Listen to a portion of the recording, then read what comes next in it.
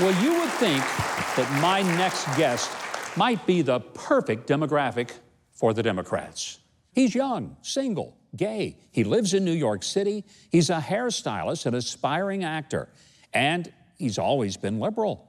But then one day he decided he could no longer stay quiet about the left's rising violence, incivility, and intolerance of differing views.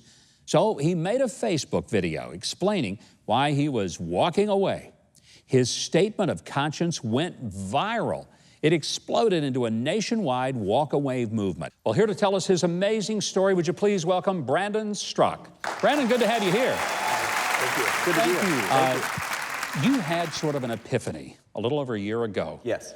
Tell me what happened in Brandon's mind and heart, and you said, I don't want to be a liberal anymore. What really happened was after the election of Donald Trump, I was devastated. You know, I was one of those people who was going on social media crying, ranting. I was going to ask if you cried. Oh, I cried. I was really, really upset and I was devastated. Now, see, I grew up in a tiny little town in Nebraska. So a lot of the people on my social media are people that I knew would be Trump supporters. And I love the segment that you just did to open the show because it's really the media that kind of twisted that narrative about Trump and fooled so many of us on the left into believing that, you know, the biggest monster on the face of the earth had just taken the office of president. So I was going on social media and asking, you know, why did you guys do this? Why did you vote for this horrible man? Like, how could you do this? And one of the things that I went on there and I was really upset about is I said, you know, you just like the rest of us, watched as he mocked a person's disability before a cheering crowd. Like, how could you vote for this man?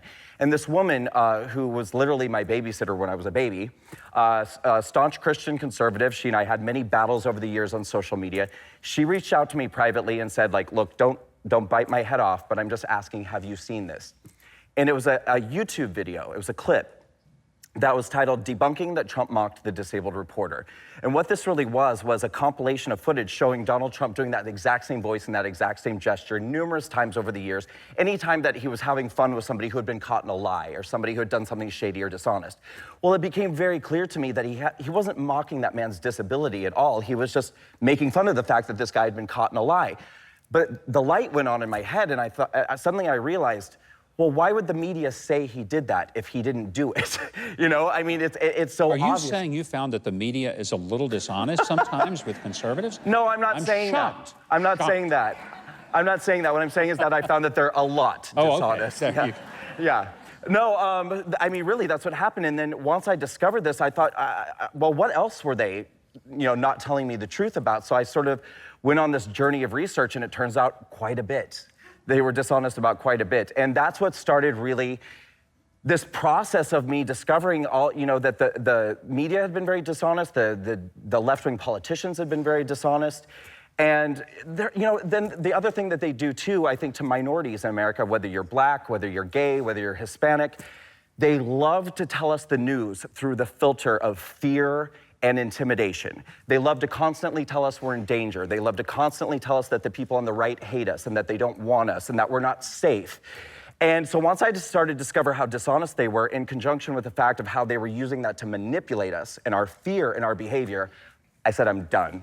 I'm done with these people. You created something that went viral. I mean, and it's astonishing how rapidly it's grown. It's called the walk-away movement. I mean, did you think it was going to be a movement? It has become exactly what I dreamed it would become, but I didn't know for sure. I mean, I filmed my video, I put it out there. For anyone who hasn't seen it, it's really, I call it the definitive manifesto of everything that's wrong with liberalism and the Democratic Party. It's six... and it's very powerful. I'm going to tell you, if people have not seen it, and we're going to give the web address because I want everybody to go to the website and see it. One of the questions, when this went out, I mean, you had a lot of friends probably that were strong liberal friends. Yeah. Were they angry at you? What happened was people started like slandering me kind of on social media because this is what I find happens so often. And we see it not just with me, we see it all the time.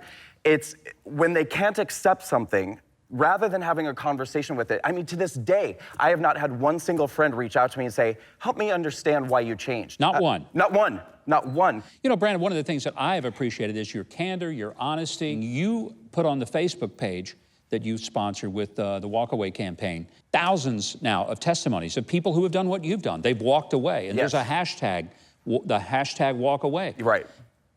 Do some of those stories really surprise you, where people come out and they openly declare, I once was with the Democrats and the liberals, but I've walked away? And they tell, it's not just that they did it, but they tell why they did it very specifically. Right.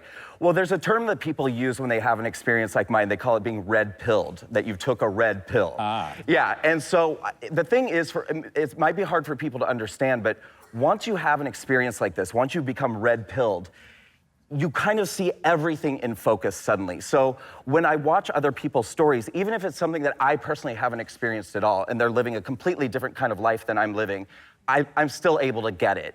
Because the experience is, the common thread of the experience is very similar. So I watch these videos, and it could be a black woman who lives in Alaska, but as she's telling her experience, I'm like, I totally get it, honey. I totally get it. Let me just say, not just thanks to Brandon Straka for joining me, taking a stand for civility, but I hope you will contact him and learn more about what he's doing. It's at walkawaycampaign.com. Yes. Please write that down, walkawaycampaign.com. Watch that video, 6 minutes of your life that you will be glad you spent. Also, search Facebook for hashtag walkawaycampaign.